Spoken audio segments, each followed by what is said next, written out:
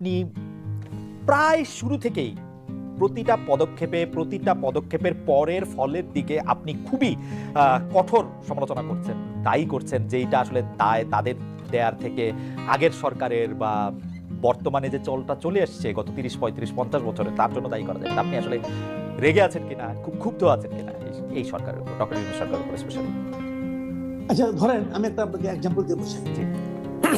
Sorry, ধরেন আমার ছেলে স্কুলে যায়, সে স্কুলের রেজাল্টটা একটু খারাপ করলো, অঙ্কে মনে করেন সে 100-র মধ্যে 35 পেল অথবা 40 পেল।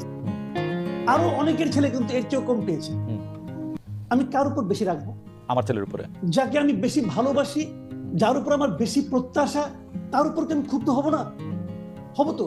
আমি আমার সন্তানকে আরো 50 বছর পরে কি করবে, 20 বছর পরে কি করবে, আমি তো সেটা নিয়ে চিন্তিত। কাজে আমি কি বলবো না যে তোমাকে আমি ভালোবাসি, তোমার কাছে আমার এত এত প্রত্যাশা, তো তুমি কেন বাবা খারাপ করছো, এটা বলবো না?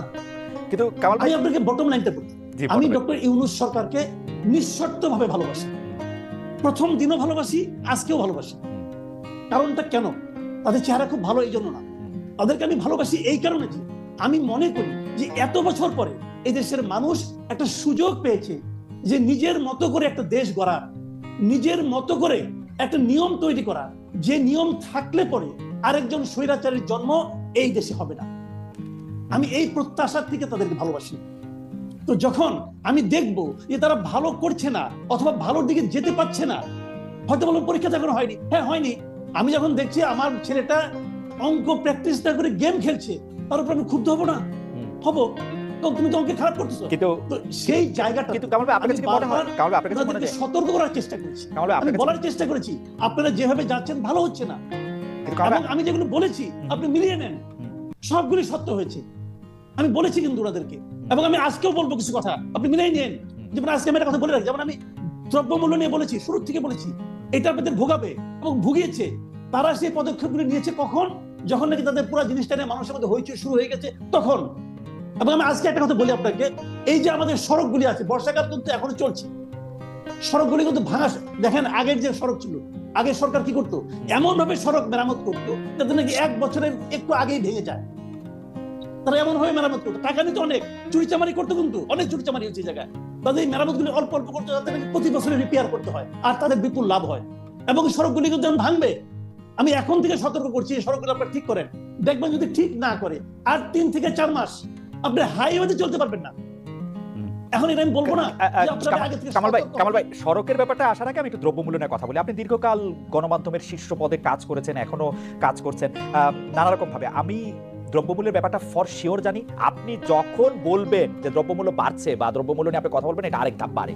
আপনি তো খুব ভালো করে জানতেন যে জানেন যে দ্রব্যমূল্য বাড়া বা এটা নিয়ন্ত্রণের বাইরে চলে যাওয়া সেটা সাময়িক, সেটা কিছু সময়ের জন্য মানুষের অতি মুনাফার কারণ, সরকারের দায় সেখানে অনেক কম। কিন্তু আপনি সবচেয়ে বেশি দ্রব্যমূল্যটা নিয়ে যদি বলি, আপনি সরকারকে এত বেশি ব্যর্থ কেন, বা সরকারের ব্যর্থতাটা কেন আপনি এত বেশি দেখেছেন? আচ্ছা, দ্রব্যমূল্য বাড়লে আমি কার ব্যর্থতা বলবো? এটা তো দ্রব্যমূল্য পাল্টা প্রশ্ন, এটা আমার ব্যর্থতা আর আপনার ব্যর্থতা? এটা কার ব্যর্থতা? বাজার তো চাহিদার কার ব্যর্থতা? দ্রব্যমূল্য বেড়ে গেল কি কারণে বাড়লো, সেগুলি না হয় আপনি যদি খুব শার্প হন, আমি যদি খুব শার্প হই, আমি যদি খুব কানেক্টেড থাকি, আমি হয়তো আইডেন্টিফাই করতে পারবো যে ওর কারণে বাড়ছে। এর চেয়ে বেশি কিছু করার ক্ষমতা আমার আছে? এটা কার করতে হবে? সরকারকে যে করতে হবে। সরকার যখন একজন যে চেয়ার, দেখেন এই ব্রিগেডিয়ার সাখাওয়াত সাহেব, উনি এখন যে একটা জায়গায় চেয়ারে বসেছেন, এর আগে কিন্তু ওখানে ছিলেন না। যখন উনি না ছিলেন তখন ওনার কাছে কি গভর্নমেন্ট যে অ্যাপারেটাস গুলো ছিল না, তখন উনি হাজার বললেও কিছু হতো না। কিন্তু যেই মাত্র উনি চেয়ারে বসলেন, তখন কিন্তু সরকারের সমস্ত ইনস্ট্রুমেন্ট গুলো ওনার হাতিয়ারে পরিণত হলো। এখন ওনার দায়িত্বটা কি? হাতিয়ার গুলো জায়গা মতো ব্যবহার করা। যদি ব্যবহার কেউ না করে আর যদি বলে যে আমি লিগেসি নিয়ে আসতেছি, আওয়ামী লীগ আমলে হয়েছিল, আমি কি করব, তাহলে বুঝতে হবে কি যে উনি ওই হাতিয়ারগুলো হয়তো দেখতে পাননি অথবা ওই হাতিয়ারগুলো ব্যবহার করতে জানেন না। কারণ একটা প্রশ্ন শুধু করি যে এই সরকার যে হাতিয়ারগুলি পেয়েছে, আমরা যদি তাদেরকে আমলাতন্ত্র বা যারা এক্সিকিউশনার তাদেরকে বলি, তাদের যে কাজ করার ক্ষেত্রে যে রেগুলার নিয়ম কানুন, সেটা আওয়ামী লীগ সরকারের সাথে দুর্নীতি দিয়েই হোক আর অন্য কোনো বোঝাপড়া দিয়েই হোক, এটা একটা সিস্টেম তারা দাঁড় করাইছিল।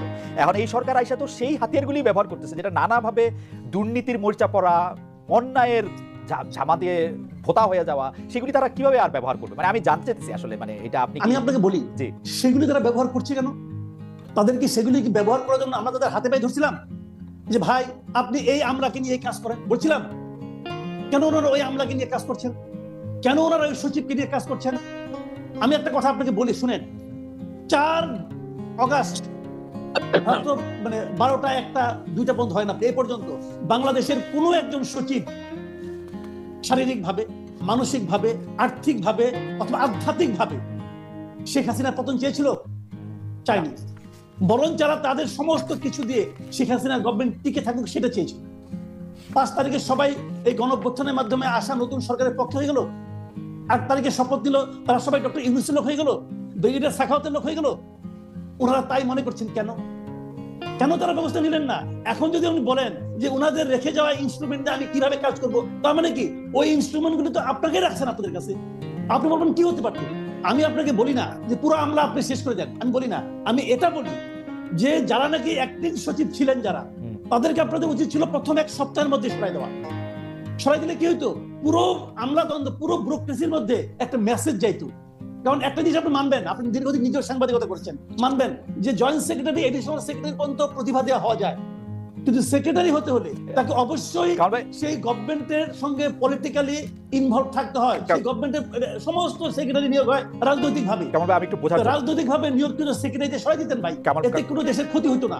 ছাত্ররা যদি উপদেষ্টা হইতে পারে, এডিশনাল সেক্রেটারি বা সেক্রেটারি দায়িত্ব পালন করতে পারতো। পারেন নাই কেন করতে?